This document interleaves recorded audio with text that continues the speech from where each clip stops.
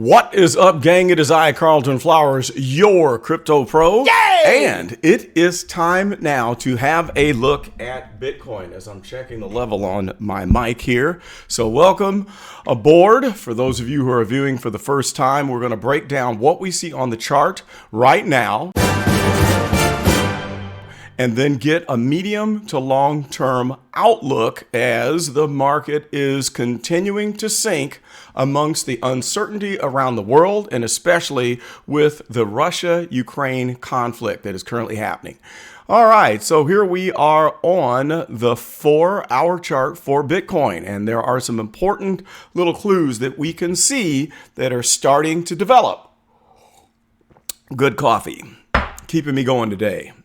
All right, so number one, if we look back and just review what we were watching and monitoring before, was this blue line. So here's this ascending baseline that goes all the way back to the point where we made this reversal after the dip to 31,000 approximately. And we were looking at this baseline as the indication of whether or not we are continuing on with this uptrend, or if it's just a temporary situation where we could go back to the bearish trending trading channel that we had been watching for so long. Now, as we can see back here on the 20th, we did violate the blue baseline, and that officially told us that this is a reversal of trend. So we had these two highs here, a slightly higher high that ended on a red candle with a wick, which is not a strong way to print a higher high. And then we came back up to nearly this high, but we made a lower high. After that, we sailed all the way back to the blue line. We side-banded for days. We had some incredible non-action going on with low volume, and then we failed the line. So after we did that, I said, watch out for what's going on as we approach this next volume node down. We fell off of this volume node right there, and then we started to head down to these next two that we see here. We did fly through this slip zone right here where we don't have a lot of trading volume that had been taking place in the past at these particular prices. Now, we did touch down to the lower support and resistance zone right here. And these are just areas where price tends to bounce up and down, and it flips from resistance to support. So in other words, let's say if price is moving up and it comes down and it bounces right here, then it goes up again, then it bounces. This is a support. But then when it fails it, it becomes a resistance zone. It can bounce around within this area for a while, and that top line can become resistance. That explains why I have these long rectangular rectangles that are drawn on the chart. What we're looking at right now is a return to this support resistance zone centered around 38,000. And what we see at this moment is a red candle forming that has a wick that bounced off of the top of this zone. Isn't that magical how that happens? Just magically, we wick up and we come back down. Now, what do we have downstairs on the stochastic? Well, right here, we see that the fast line has just taken a change in direction right there where it's starting to curl over. So this is what we might see with the fast line, which is the blue line. And then the slow line is going to start to curl over. And if we get a crossover, that is an indication that we have a reversal in direction on the 4-hour chart. This would probably return us back down in here into the oversold zone. So each time that we try to come back up on a stochastic peak, we're printing lower highs. So we had an attempt here to come up, and we printed another lower high. Here's another attempt where we came up right here. We printed a definite lower high. We did not get much return for this stochastic peak as far as the price. So right now, I'm thinking that we will at least be looking at this volume node and this volume node, and possibly a return back down to this support resistance zone that's sitting right around the $36,000 mark. That is your 4-hour. Now let's scrunch this down just a little bit so we can see some more and what is below. So below that zone, now notice this big, huge peak at the volume node where we're sitting right now. Okay, as we scrunch in the volume, these volume nodes reflect all of the prices back to the end of this chart right here, what's in the visible range. That's why we call it the VPVR. That's volume profile instead of down here at the bottom, and it's in the visible range. So if we get this crossover that happens on the stochastic, we can look for a return back down into this support resistance zone.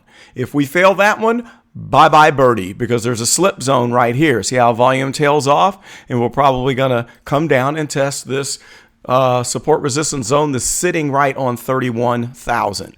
Now, that's not a prediction. I just watch the charts and try to get an idea for where we're headed at the current time. I don't like predicting, and I don't like listening to people who claim that they know it all and that they can call out the price. Now, on the one-day chart, it looks a little bit different. And what we can see here is that the stochastic has crossed over right down here in the oversold zone. It looks like the fast line is about to overtake the slow line, and then maybe we get a cycle up. Whoops, let's do an arrow there instead. Here is what I would expect to happen. We might attempt to come up, and it could make it all the way back up here. But then again, that's no guarantee, because sometimes it peters out and heads on back down, just like we did in this area and how we did with this peak right here. Now, the one thing that would concern me is what we see down below in the MACD. It is not looking as bullish with the possibility of coming up, because as the MACD lags behind the stochastic, we're looking at a crossover that happened right there. And then we're printing down here into the negative zone below the zero line, and we have these histogram bars down here. So we see that there's a divergence between the fast and the slow line. The fast line's below the slow, and whenever the blue is below the orange, that means we have negative direction that is happening. So if this continues on down, then I would expect that the stochastic is not going to be the one to really trust that it's going to make it all the way back up here, but it may continue downward, because the overall trend on this MACD is downward. When we start from the peak back here in the middle of October, wow, all the way down to this peak that we just saw here, look at the overall direction. We need to break that. Now, we did start coming up here, and we came up, but overall, it's curling over, and we're headed for another trip downstairs into the negative area. Now, if the stochastic was any indication, it would say we're going to bounce back up here to this volume node. But the MACD is telling us that we may get a lower high. In other words, by the time this peak finishes, we might not make it much above this volume node right there. And then after that, that's when we can sail downstairs and test out this 32,000. Now, let's scrunch on down and see if we can get the volume in here so we can see these volume nodes. See how big this one is right here into these two support resistance zones. And then this bottom one, there's not much below that. So that would be troubling if we make it down here and we don't bounce up. If we make it here and we don't see this, then we could go down and slip like crazy. Now, what I'm thinking is a possibility. The price could come down and test this, and then we could shoot back up and start another full stochastic cycle where it could send us back in here to the 40s, or maybe the point of control price at 48,000. And then after that point, if we don't break this descending line right here, so this is our parallel trading zone, the parallel channel, bearish trading channel like this. If we don't pop out of that and break through that line, then I would say that we're going to continue down and then test lower ground. All right, now let's, last but not least, look at the 1 week chart. And the 1 week is not looking good. So the 1 day says we're going to have a bounce. The 1 week says it's going to be a weak bounce and that we're probably going to continue downward. Why? There's a crossover right there. Bearish cross of the fast line and the slow line. And then downstairs on the MACD, what do you see? The same thing that we saw on the 4 hour and the 1 day, where we have peak, declining peak, overall volume or overall momentum going downward. So we have a pretty good divergence between the fast line and the slow line. And although we're starting to print the light gray bars on the histogram here, once we get back to the zero line, it could continue on down. In fact, it could possibly even do a double hump, just like we had a double hump here where we approached the zero line, but we move back up. We could approach the zero line and move back down. No guarantee that it continues up, especially with this stochastic crossover. So on the 1 week, let's clear this out real quick and scrunch this down. Let's look and see what the volume nodes are telling us. And they're not too pretty. Okay, let's put it about right here and zoom in a little bit. And like I said before, this is not a prediction. This is just probabilities.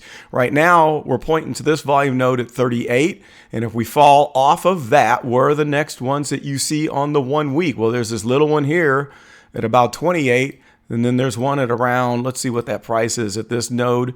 This price is at 23,000. And then the one below that is 19. So it's a possibility that we could move all the way down here if we break this last support line. Now, some people are saying that we could get all the way down here to this node at 10,000, but I don't know. I won't worry about that until we break this line right here. Now, if that happens, this is an overall bear market, and I would call it a bear market until we hit that bottom and then reverse trend and start up for the next bull cycle. But is this cycle complete? I don't know. Some say that we are still in the same cycle. Some say that it's done and that this was the peak of the entire cycle. And now we are looking to find the bottom of the bear market where we go into the dog days and then start the long process of heading up for the next cycle. So that's what the charts are telling us. I think it's going to be exciting just to watch this in the next few days. Let's end this back on the 4 hour so we can review here what we're looking at. There it is. We've got this candle. It's red. We have a possible crossover that could send us back down to the bottom of this support resistance zone, where next we'll see if it holds or if it falls down to the bottom. So that is what it looks like from my standpoint of just reading what the charts are trying to tell us. None of this is financial advice. Take it with a grain of salt. And don't worry, because everything always works out.